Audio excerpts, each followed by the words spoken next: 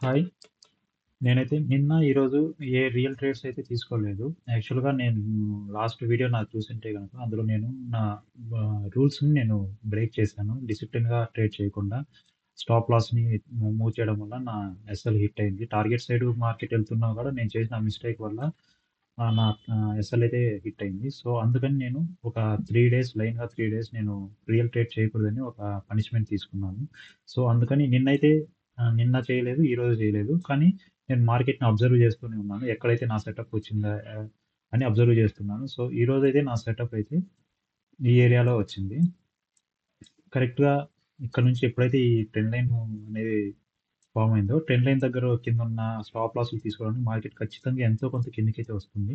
So, నేను ఈ ఏరియాలో ఆహ్, మామూలుగా పేపర్ ట్రేడ్ అయితే పెట్టుకున్నాను. ఆ పేపర్ ట్రేడ్ పెట్టుకున్నది కూడా నేను వీడియో రికార్డ్ చేశాను. నేను ఈ ప్లేస్‌లో ట్రేడ్ తీసుకోవడానికి మెయిన్ రీజన్ వచ్చేసి ఏంటంటే, మార్కెట్ ఒక కింద నుంచి అప్ సైడ్ మూవ్ అవుతుంది. స్వింగ్స్ చేసుకుంటూ, హైయర్ హైస్ చేసుకుంటూ. సో, మాక్సిమం రిటైల్ ట్రేడర్స్ అందరూ ఒక అప్ సైడ్‌లోనే ఉంటారు. ట్రేడ్ తీసుకొని సిఈని బై చేసి ఉంటారు. సో, ఎప్పుడైతే ఇక్కడ చేంజ్ ఆఫ్ క్యారెక్టర్ అనేది జరిగిందో, అప్పుడు ఏమవుతుందంటే వాళ్ళ స్టాప్ లాస్‌లన్నీ హిట్ చేసుకుంటూ మార్కెట్ అనేది కిందికొస్తుంది. సో, ఎక్కడి వరకైతే లిక్విడిటీ ఉంటుంది, ఎక్కడైతే వాళ్ళ స్టాప్ లాస్‌లు ఉంటాయో, ఆ ఏరియాని ఖచ్చితంగా తీసుకోవడానికి మార్కెట్ అయితే కిందికొస్తుంది.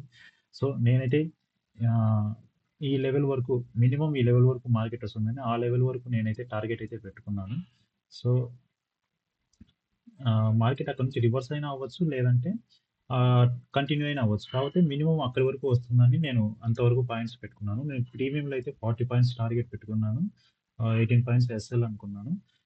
మార్కెట్ అయితే మాత్రం వితిన్ 2 మినిట్స్‌లోనే నా టార్గెట్ అయితే ఇచ్చేసింది. బట్ ఇది పేపర్ ట్రేడ్. పేపర్ ట్రేడ్ కాబట్టి మనం ఎమోషనల్‌గా స్ట్రాంగ్‌గా ఉండగలుగుతాం. మనీ పెట్టినప్పుడు ఎమోషన్స్ చాలా వస్తాయి. చెప్పాను కదా! పనిష్మెంట్ తీసుకుంటున్నాను. 3 డేస్ వరకు రియల్ ట్రేడ్ చేయకూడదనేసి. ఎప్పుడైతే డిసిప్లిన్ బ్రేక్ చేస్తానో నెక్స్ట్ 3 డేస్ వరకు రియల్ ట్రేడ్ చేయకూడదనేసి నేను ఈ ట్రేడ్‌నయితే రియల్ ట్రేడ్ అయితే తీసుకోలేదు. కాకపోతే ఇది పర్ఫెక్ట్ నా సెటప్‌తోనే వచ్చింది. సో, 40 పాయింట్స్ లూజ్ అయ్యాను.